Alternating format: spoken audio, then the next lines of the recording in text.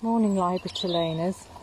I'm here with a little robin chirruping away in front of me on a very wet April morning. I'm just on the old railway line, just coming onto the old railway line in Wenlock. I'm just noticing all these beautiful yellow celandines that are opening up under the bracken ferns here. And a little bit further on there are lots of tiny purple dog violets coming as well.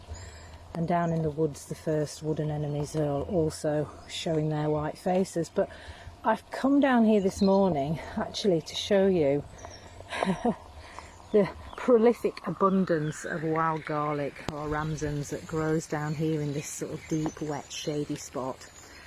I'm sharing this today because I was looking back at some of my Herb of the Month blogs that I started doing about 4 or 5 years ago now, when I was training with herbal medicine courses and teaching them to carers.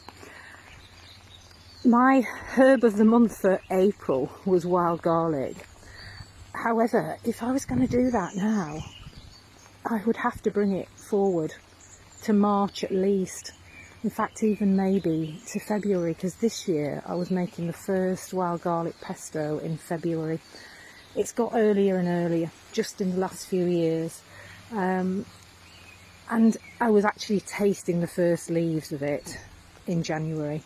So it's a real change that I'm noticing in terms of when the flowers are coming out, when the leaves are coming up, what's happening in nature all around us on my local patch.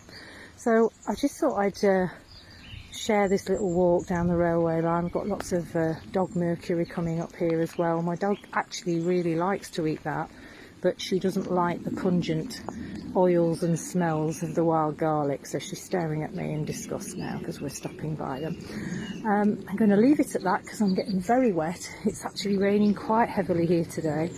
The birds are still singing for spring, but it doesn't quite feel like it this morning. And I'll post the blog to the herb of the month, which was ramsons for April, with a recipe on there on the video below this. Okay.